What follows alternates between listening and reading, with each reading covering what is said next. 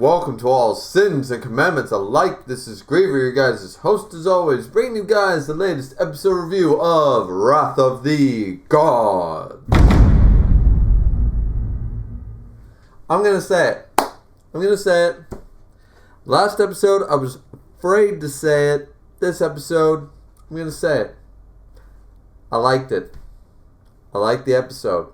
Maybe it's because, remember that most of this season, the episodes themselves, the story, this arc isn't where Taizai faltered. This was some good shit in the manga. So, I don't see why it would be bad outside of animation. And when you have an episode like this, there was some but there was some pretty good stuff. And unfortunately, guys, I wasn't able to take any really good quality screenshots, so I doubt there will be any, and if there is, very few in this episode review, just forewarning for that. But yeah, no, this was a good episode. For one thing, we have Chandler's awesome. Can you guys, anime-only viewers, let me know down in the comments down below. Is Chandler not awesome? Chandler is a Chad. I stand Chandler. Chandler is, oh yeah. Chandler, let's have a drink for Chandler. Yeah, he might even be my favorite friend. Okay, that's a bad Friends reference, but whatever. Point is, Chandler, the pacifier demon. He's a high-level demon. He absolute orders the shit out of Gother. Gother crumbles like dust. He full counters King, takes a celestial arrow to the face, and he's just like, no big deal. He creates lava. He bashes Deanne. He destroys Bond like twice. He smacks, Hawk down. That's an accomplishment right there. Like, forget everything else. Forget the fact that he's taken down King. He takes down Bond. He takes down most of the sins. He makes Merlin look like a bitch. He brings True Knight with him, so even if Escanor was in a good form to be able to fight, Escanor is down for the count without even being able to fight him. And then he takes down the Scrap Captain. And that's when you know Chandler is the man. That's when you realize this is for keeps. This is some good shit. Because, the only other person to ever take out Hawk was, Hendrickson. And even he failed to do it. He just came back. Smaller, I know. But all he managed to do in the end was miniaturize him. And Hendrickson, that was one of the best animated battles in Taizai. So, if Chandler can just bash away the Scrap Captain, then we know we're in for something here. We know we're in for the long haul. If I had longer hair, I'd be zipping it up into a ponytail because we got to get into this. But in all honesty, this was a good episode. The animation was pretty good. We followed the episode that basically they fight. There's not really a whole lot to go over here. They fight, and it's a pretty well animated fight. The one thing I really want to focus on outside of the fact, there's three real things. Number one is Bond. Bond's apology. The music was playing.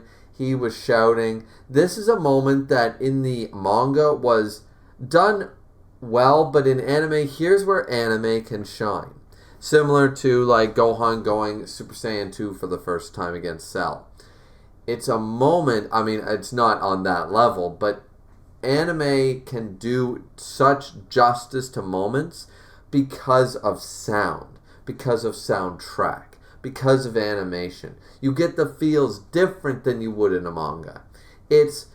I'm not saying every single time, and that's why sometimes we as fans get mad when a moment in the manga made us go,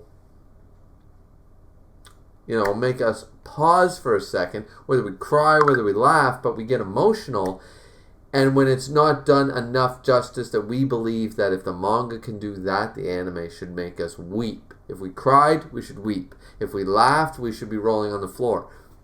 That's what hypes a lot of us up to wait for our favorite mangas to be animated.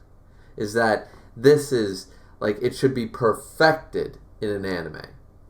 And this is a moment where I didn't take it as nearly as hard or as serious in the manga after rereading the chapter, but in the anime, this was done really well, where he just basically says, I said these awful things, and it seems like Bond for this whole season and half of last season, when all he was doing was apologizing to Meliodas, not understanding. But here, it's finally come full circle. We know Meliodas' backstory. We know Bond's backstory, and we know how their friendship evolved to this point. And now Bond understands it as well, and he's just like, you need to come back. I need to, like, he's having this mental monologue. He goes, I need to apologize to you. I need you to understand. I need, like, you got to come back, buddy, pretty much. And something about this, I think it was the music hit me a little bit. It's that Bond is one of my favorite characters in all of Taizai. He ranks right up there. I've got Escanor, Bond, and Zeldris as my three stands for the most part. I like other characters, but that's who's there for me. And Bond having this moment felt a little expanded. Like they really utilize their ability as an anime to really harp on that moment. And I really enjoyed it. I really liked that. So that was point number one. Point number two will be shorter. It was King and his moment. Basically, remember what the captain said. I kind of got taken out of the moment because all I could think of was that he's believing in the captain so much because, this is where he got captured, and he's like, I broke my promise to my sister, I broke my promise to my friend, I'm a terrible king, and all this stuff. And Meliodas basically talked him, into being, no, you're actually a really good king because you're a king that'll cry for other people, that makes you a good king. I like this scene, I like this sentiment. My issue with it is that King uses this as his catalyst in this episode, especially to basically say, like, looking for approval from his captain, basically, like, those words saved me that day, and I have not, like, you were my savior sort of idea. It's like, where was this attitude back in the Druid cave? You weren't sure if the captain was a demon or not. You didn't just trust that maybe he's a good demon or something. No. You had to, like, there was none of this flashback to that, and that kind of takes me out of the moment. I don't like it when that happens. Like, the repeat cycle sort of idea is shitty, but worse than the repeat cycle, like Deanne losing her memory multiple times, or Bond having to apologize to Meliodas for A, B, C, like 3 times in a row. He misunderstands and then feels bad afterwards. The repeat cycle might be bad, but what's worse is when later on we have a character that distrusts or doesn't believe, like in this very case, we have King not believing that Meliodas is a demon, doesn't trust him, doesn't believe he should be captain, feels like he might be evil, and now has no trust or love for him at all. And, or if it is, it's very pushed down. But then, we get really no true, we sort of get resolution for that, but it's not, it's there, but then he jumps back to a moment we never heard about before to realize, it just, I don't like the inconsistency. I don't like the fact that we pull a scene that we didn't see before out of nowhere to justify why he's fighting so hard now for his captain, when basically you couldn't remember that shit before when you hated your captain, I don't like that. And that kind of took me out of the moment. That's why I wanted to bring that up. I didn't really like that King was so distrusty and, oh, you're a demon, you must be evil, sort of that very, I guess, I'm going to use the word racist, sort of mentality towards his own captain, and then use a scene like, it would have been better, it wouldn't take me out of the moment had he used a scene that we had seen before, after this. But the fact of the matter is that there's nothing, I don't know, what do you guys think? King doesn't, like, that really took me out of the moment there, that scene. It was a nice scene, but once you realize that it's like, great on you now, after he's literally gone evil and fought against Escanor, and if he wakes up he's going to try to murder you all. Nice of you to remember this scene now and have faith in your captain and want to fight for him. But God forbid when he was actually on your side and just happened to use, Hellblaze oh, you must be evil, I don't trust you, you're an evil captain, I should probably end you. The characterization isn't matching up too well for me. That being said, the only other point is, once again, going back to the boy, the man of the hour, the Chandler, the pacifier demon. I don't like his transformation. It was, for an episode that was animated quite well, how they screwed this up. Like, once again, just like with the one fight, this is where you put your goddamn budget. Put your budget into a transformation sequence. It would have been better had they not shown this happening, and then all of a sudden we get like the boom and the big still of him being in full form. I'm pretty sure that's how it happened in the manga anyways. So watching him like slowly grow the wings and stuff in bad animation, and just all of a sudden like move his hand, and then boom, purple skin, healed, abs, like still frame to still frame. Oh, we're going to use a flash effect transition. It was not good. It was not good.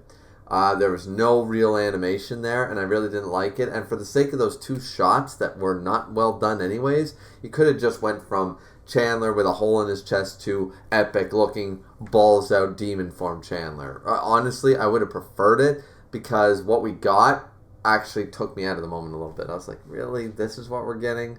Like, I know now not to expect a Goku transformation or a Sailor Moon transformation or a Digimon evolution or anything like that. I know what to expect from this season. But you could go back to your default and just use good stills. Really?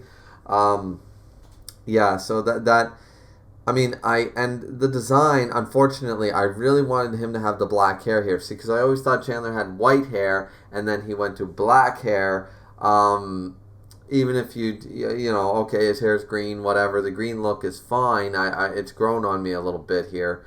But the fact of the matter is that his hair doesn't go like pure black or whatever. Like, I pictured the demonic Chandler looking like way more menacing with the color scheme. It could be the animation and stuff. Like, you could make the colors look really like dark and deep, and if the quality of the image and all the darkness was really good, then I could buy it a little more. But nah, it's not nearly as badass as I wanted it to be. It looked way more badass in the manga. It could be the black and white that did it, but I don't think it is. I think it's just the fact that they had an opportunity there. Like, color changes and transformation for hair happens all the time. Why they felt like they needed to keep the green, I have no idea. But anyways, that's basically the episode review for episode 15. Is this episode 15? I think we're on episode 15. So episode 15 of Wrath of the Gods, also known as NnT, the 7 Deadly Sins, Season 3. It was a good episode overall, well animated and stuff, and I can honestly say I liked it. Those are some nitpicks there at the end. I just nitpicked King a little bit, but Chandler was boss throughout the whole episode. Bond's speech really got to me. I don't know why particularly. Maybe because he's one of my favorite characters. Maybe because this is one of the better parts of Taizai before we get into the shit that is post 300.